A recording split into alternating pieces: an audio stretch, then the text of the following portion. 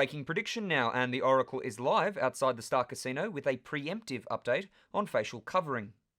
That's right, Jack. I'm here at the Star in Sydney where we're predicting that marquee nightclub will reopen its doors September 1st.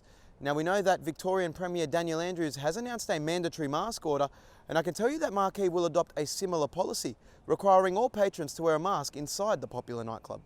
The announcement will be met with backlash from a flock of ethnic women who have spent thousands on Kylie Jenner lip fillers and fake noses for nothing. The word is that popular brands Louis Vuitton and Gucci are set to cash in on this mask debate, with the usual sheep already pre-ordering designer masks starting at $1,500 an item. That's right, Jack. I'm here outside of Canterbury Leagues Club where next Wednesday it will be revealed that poker machines are the #1 cause of coronavirus transmission amongst elderly Australians. In a forecast exclusive, we've obtained forwarded WhatsApp messages from relatives working within the Department of Health. The reports in question detail instances of aged care residents escaping captivity for a quiet slap and some single packet Mentos. I spoke with some a little earlier. This is what they had to say. I'm here with Con. Con, is the grand jackpot worth risking your life?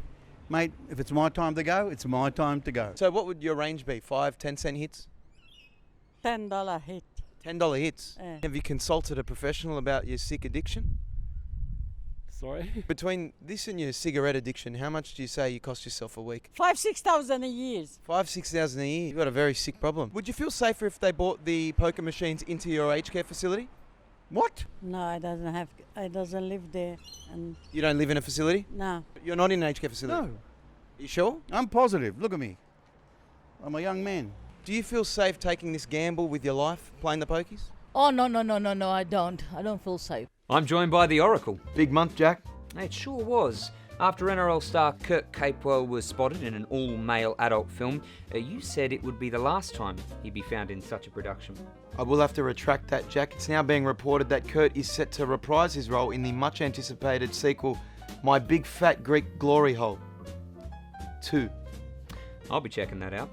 Something for the wrestling fanatics now. The Oracle is standing by with an outlandish prediction on the future of Wrestlemania.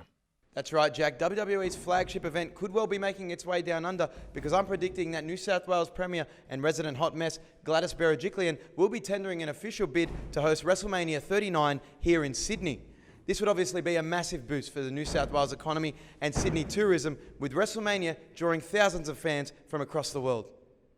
Sydney itself has a thriving independent wrestling scene. So I'll be catching up with Aussie wrestler Scotty Magnum to see what he makes of the imminent announcement. So what would this mean for the industry with WrestleMania coming down to Sydney? Yeah, it'd be great for the industry. You know, the guys put in their dues all year selling out the RSLs, but when the big leagues roll around, that's when you know it's time to get serious and put in the effort. And for the fans watching at home, what's your ring name? What do you go by? I go by Scott Magnum. Okay, that's an excellent name. You guys market yourselves as world-class athletes, but between you and I, it's all fake, isn't it? It's a tough business. We go in the ring and we put our bodies on the line, and everyone who goes in there will tell you that. Yeah, I know, but it's like pretend fighting, isn't it? It's like dancing. You know who's going to win, don't you? Mate, have you ever heard of don't try this at home? Let me put you in a figure 4 leg lock and we'll see if it's dancing. Okay. Well, no, I don't need to be putting that, but I'm just saying, you know, like it's predetermined. You know who's going to win. It's like watching Days of Our Lives, but with a little bit more action. Come on, tell the audience I don't. I'm sick of reporters like you talking to guys like me taking it as a piss take. I don't think you can take the physicality. You wouldn't be able to handle it. Okay, I'm sure I could take a few moves, but... Why don't we get in the ring, we'll see if you can take a few moves. Like, now? After my manhood was questioned, I thought it would only be fair for me to indulge this brute in rainbow tights and take a few of the conventional staged maneuvers. So this is called a body slam, is that right, Scott?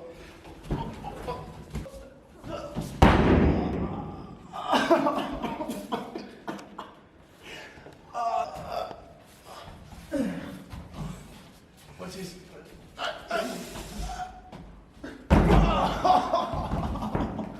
How's that feel? Oh, that's $1 million. I'm alright. No, what's this? No, I don't want to take that.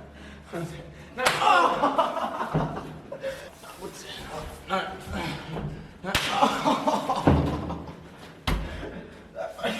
No. Submission. No, what's this? Tap.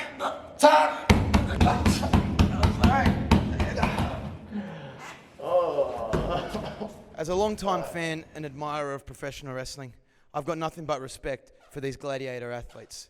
When WrestleMania does roll into town, I'll be ringside cheering on Scotty Magnum.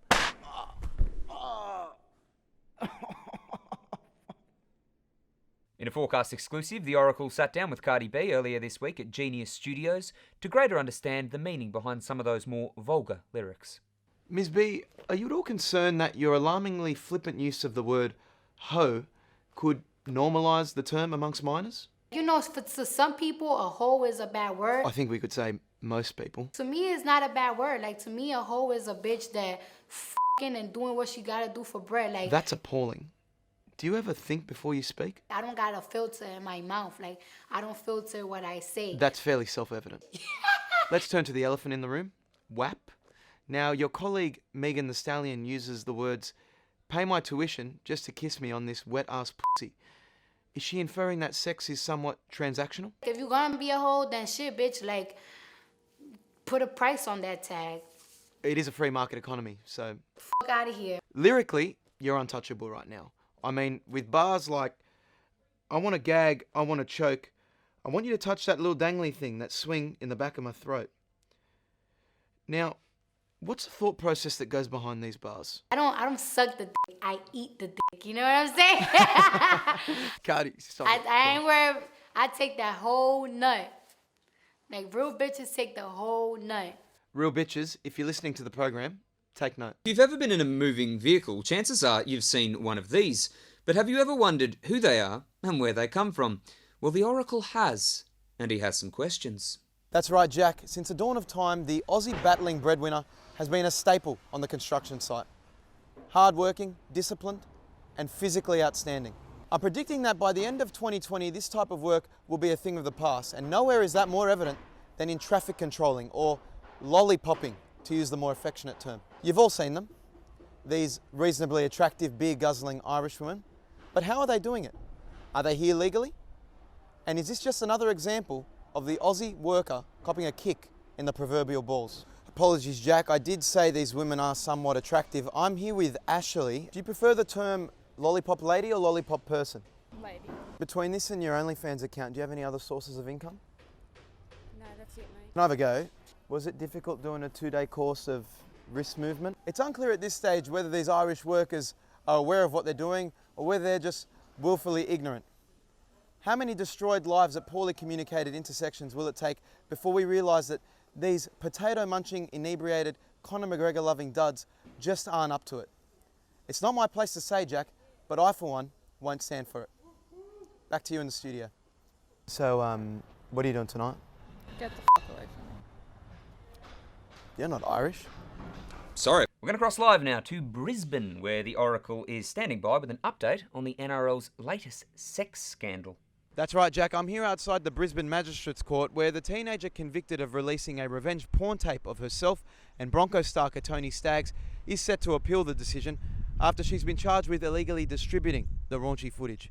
Mackenzie Robinson pleaded guilty to the charge, as it's been alleged she released the tape without Staggs' consent after the rugby league star denied her request for a threesome. Staggs was cleared of any wrongdoing by the NRL's integrity unit shortly after the video was released. I apprehended Mackenzie en route to the courtroom earlier. Why did you refer to Katoni as daddy in the tape? Are you related in some way? Was a threesome a 2-girl, 1-guy thing, or it was going to be a devil's three-way? Was Anthony Seibold the third man? Do you think Kevy Walters can get the boys back to playing their best footy in 2021? Or was Paul Green the more logical choice? It's one of the better stories to come out of the NRL this season. A player, while embarrassed, really did nothing wrong. Staggs' only real crime? His love knew no limits. Something for the punters now. It's time for a market update, courtesy of the Oracle.